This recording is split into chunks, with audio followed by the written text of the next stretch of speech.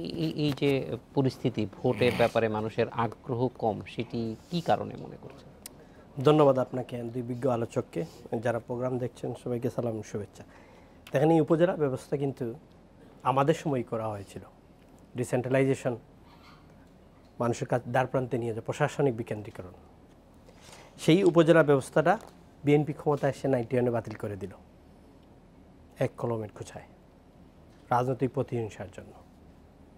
যাক, সেই উপজেলা ব্যবস্থাটা আবার কেয়ারটেকার গভর্নমেন্ট আসার পরে, ইলেকশন হওয়ার পরে আবার নতুনভাবে শুরু হলো। কিন্তু আগের চেয়ারম্যানের যে ক্ষমতা ছিলেন, চেয়ারম্যানরা আগে যেভাবে প্রয়োগ করতে পারতেন, নিজস্ব বাজেট নিয়ে এসে যেভাবে এলাকা উন্নয়নের জন্য, সেই জিনিসগুলো নাই।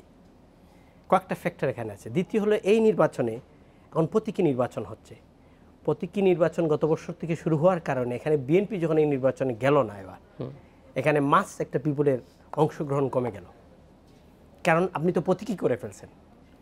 এই প্রতীকী নির্বাচন করার কারণে বিএনপি আজকে না, যদি প্রতীকী না হতো তাহলে বিএনপি না গেলেও কিন্তু এফেক্টটা কম হতো, যেহেতু এখানে প্রতীকীর কোনো ফাংশন নেই।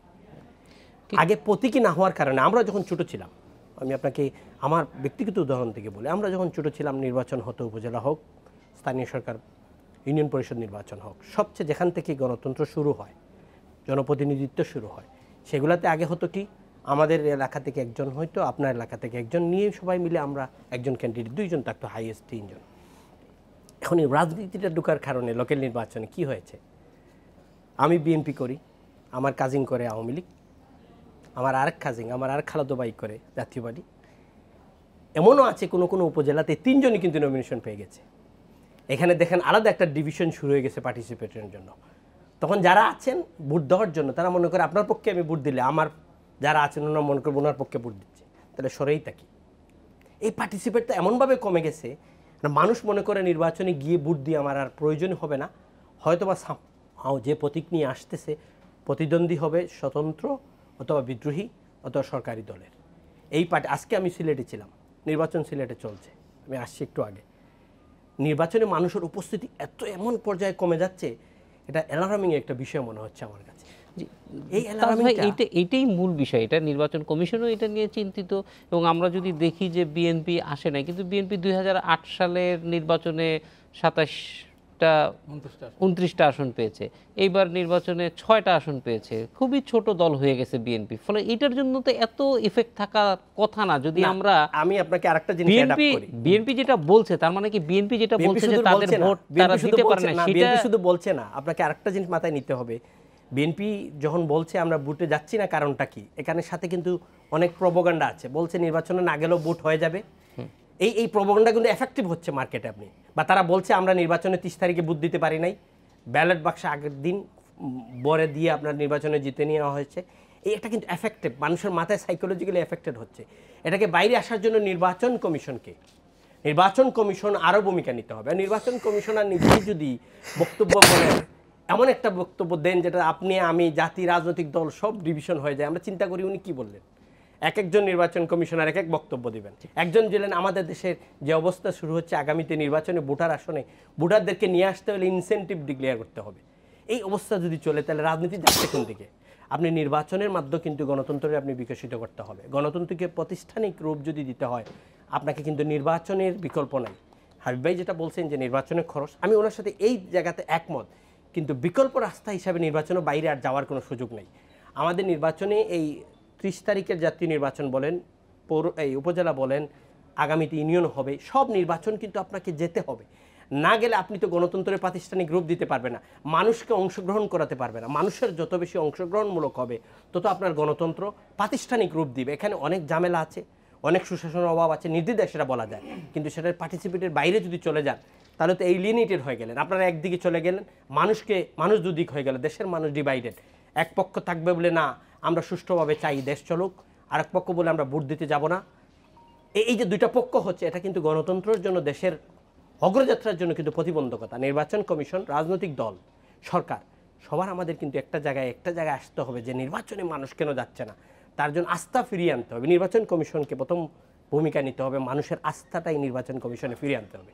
এটা রাজনৈতিক পার্টির বক্তব্য, আওয়ামী লীগ একটা দিবে, বিএনপি একটা দিবে, আমরা একটা দিব। নির্বাচন commission is independent body, constitutional body. তাদের দায়িত্ব হবে কোমর সোজা করে তাদের যে সাংবিধানিক দায়িত্ব আসে সেটা পালন করার জন্য যা করার প্রয়োজন তারা করবে। এটার জন্য আরেকটা জিনিস জানেন, আমাদের নির্বাচনের আইনে সংশোধনী অনেক কিছু করার প্রয়োজন। এই যে নির্বাচনে কয়েকজন ওসিকে ক্লোজ করছে নির্বাচন কমিশন, এই ওসিগুলো নির্বাচন ওভার হওয়ার পরেও কিন্তু 3 মাসের ভিতরে আবার চাইলে স্বরাষ্ট্রমন্ত্রী রিইনস্টেট করতে পারে। এটা তো আপনিও জানেন, আমার সাংসদও আছেন, উনিও জানেন। আমাদের এই আরপিওতে এই চেঞ্জেসগুলো নাই, যে নির্বাচন চলা অবস্থায় যে ওসিগুলোকে উইথড্র করা হবে এরা এখানে আর যাইতে পারবে না, 1 বছর হোক অথবা 6 মাস হোক অথবা 2 বছর হোক, এটা নাই। আমাদের উচিত হবে নির্বাচন পরিচালনার জন্য এটা সাংবিধানিক পোস্ট করা উচিত, যারা অ্যাডভাইস দিবে নির্বাচন কমিশনকে যে আরপিওগুলো চেঞ্জেস করো। পৃথিবীর বিভিন্ন দেশে আছে, এরা আগে অ্যাডভান্স দেয় 1 বছর আগে, 6 মাস আগে, যে এই চেঞ্জেসগুলো করলে মানুষের অংশগ্রহণ হবে, মানুষ সুষ্ঠুভাবে ভোট দিতে পারবে, আপনি আপনার ভোট দিতে পারবেন, আমি আমার ভোট দিতে পারবো। এই বিতর্কের বাইরে যেতে হলে নির্বাচন কমিশনকে আস্থা অর্জন করতে হবে মানুষের। তাজ ভাই, একটা জিনিস আমার বুঝে আসে না, যে এইবার বিএনপি যখন মাঠ ছেড়ে চলে গেছে তখন তো আওয়ামী লীগের সঙ্গে, যেহেতু সংসদেও আপনারা বিরোধী দল, এটা একটা বিরাট বড় অপরচুনিটি বিরোধী রাজনৈতিক দলগুলির জন্য ছিল যারা এখনো সংসদে আছে, কিন্তু তারা এই সুযোগটা নিতে পারে নাই কেন? এখানে আমি আপনাকে আত্মসমালোচনা করি, আমাদের সাথে সরকারের নির্বাচনী জোট করে আমরা এসেছি নির্বাচন করে, কিন্তু মানুষের মধ্যে একটা কনসেপ্ট, লাস্ট গভর্নমেন্টে আমরা মন্ত্রিত্ব ছিলাম 3 জন, এই কনসেপ্টের কারণে মানুষ মনে করে যে আমরা বিরোধী দল না, আমরা সরকারের সাথে, সরকারের একইভাবে নির্বাচন করেছি। এটা বিএনপিও বলে যাচ্ছে বারবার যে সরকারের সাথে, ওয়ারেস জাতীয় পার্টি কিন্তু লাঙ্গল নিয়ে নির্বাচন করে এবার এসেছি। আমরা সরকারের বিলের পক্ষে ভোট দেওয়ার ক্ষমতা রাখি, আমাদের 70 অনুচ্ছেদ ক্রস করে আমাদের সংসদীয় পদ যেটা যাবে না, আমরা প্রপার বিরোধী দল হইতে পারি।